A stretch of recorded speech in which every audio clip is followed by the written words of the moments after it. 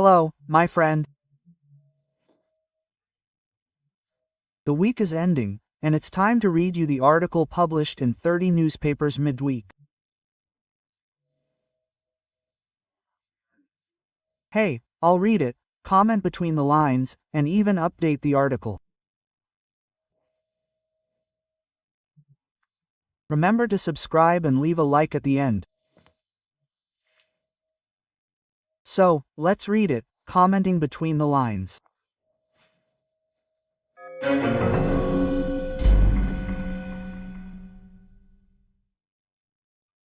The title is Roots of Adultization.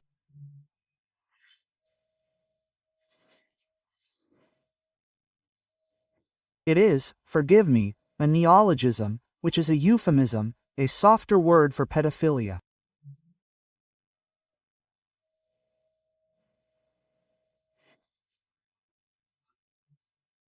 After Felka's complaint, I went looking for a definition of the neologism, adultization, as the entry isn't yet in the dictionary or in the digital proofreader.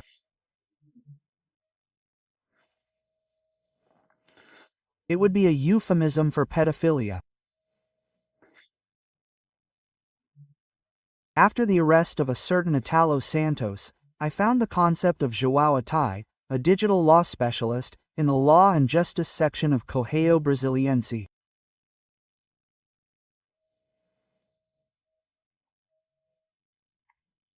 In other words, adultization is exposing or inducing children and adolescents to roles typical of the adult world, often of a sexualized nature.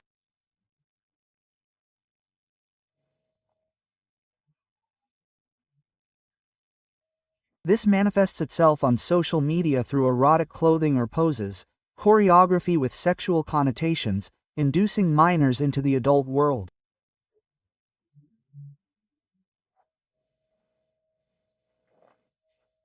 You're already thinking about a certain television show, right?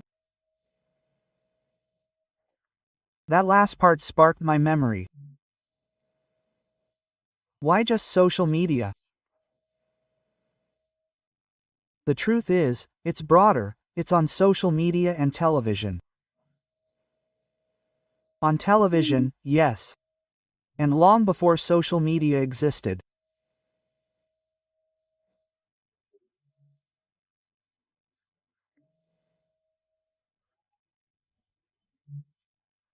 I remember, I was on TV Mansheet for the launch of Xuxa's children's program in 1983.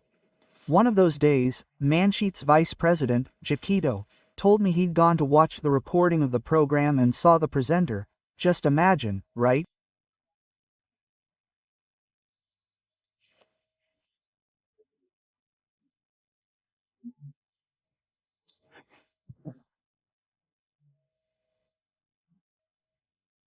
There was a pencil standing upright in the show's set, to make it look like a class, something like that, right?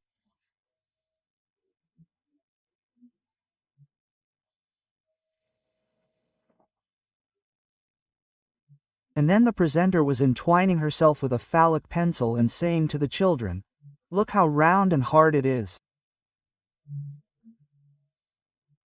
Jaquito Pedro Jack Capella saw that and stopped the recording, right? And he told me that Xuxa didn't see anything strange in that, right? Then she went to Globo and there she became the queen of the little ones. Do you understand what a little one is? Is it a child? No, a little one is a small man. It's a man, an adult. That's the key, right? The title is revealing. A bishop from Rio, I think he was an auxiliary bishop, alleged that she was miseducating children. Xuxa replied that she hadn't come to educate, but to entertain. Perfect answer. The success of Xuxa's show encouraged similar entertainers on other networks and created a new children's trend.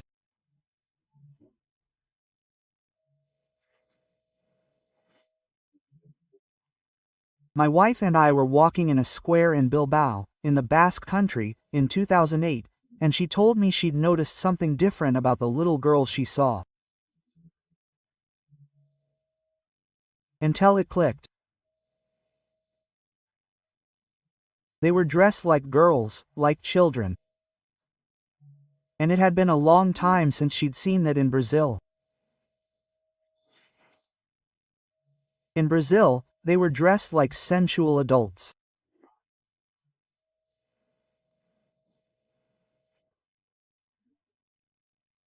In another episode, I was the regional editor for Globo in Brasilia, and a former security guard for the presidency I knew approached me at Globo with sexy photos of his daughter, who must have been 10 or 12 years old. He wanted me to recommend them for the production of Xuxa's show. I remember I went to Rudd in response, right?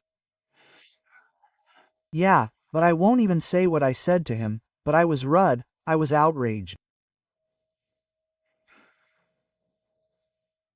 Guys, parents should have been careful about this, right?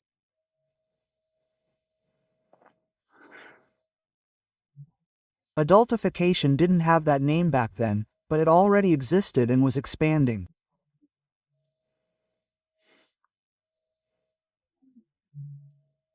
I never saw it, but I was talking to my secretary, and she said, no, there's also that Malhaçao series that adultifies teenagers.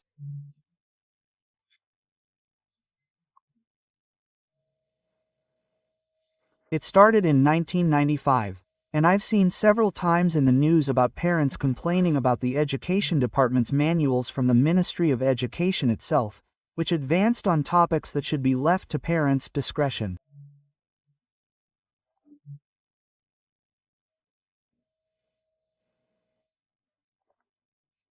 And then precocity began to decline, for those in adolescence.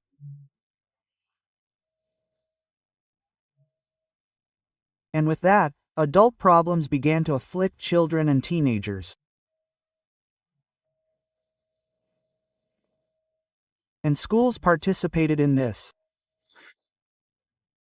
One day, about 10 years ago, my wife couldn't hear the patients at the health center next to a public school because of the loud noise. She went there with the principal to find out what was going on. The boys were dressed as girls and the girls in men's clothing. Then my wife thought it was strange and took pictures. The school principal came running and demanded that the photos be deleted. With that, she acknowledged that she was doing something wrong, that something had not been communicated to the students, parents.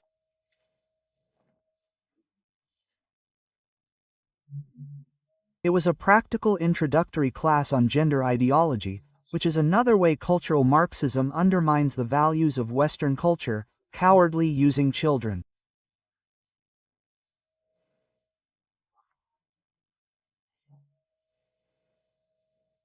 It's good to remember the obvious, right? The primary protection of children is at home. It's in the home, in the family. Last paragraph. It took 40 years to discover the adultification that steals the natural charms of slow, gradual, and safe maturation.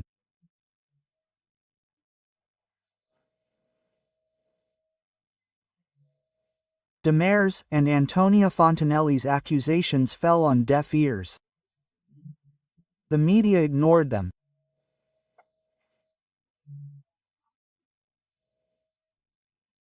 But with Felka, out of nowhere, bills to protect childhood emerge, rushed as if to hide something more important.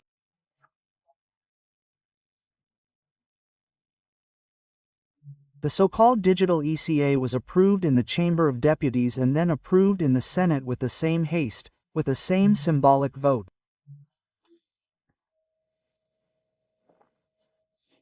I think it should be expanded to not digital ECA, but electronic ECA.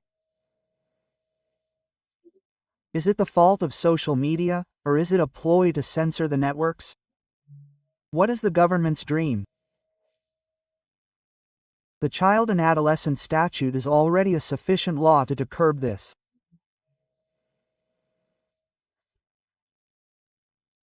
The Penal Code has Article 218, which punishes lewd acts with minors, and Article 232, which punishes those who expose minors to humiliation or embarrassment.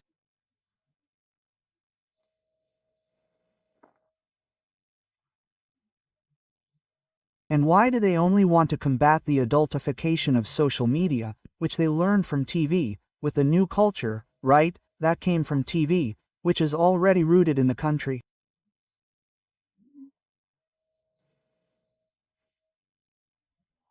So I conclude by saying, well, anyway, at least the evil is exposed, although perhaps with other objectives.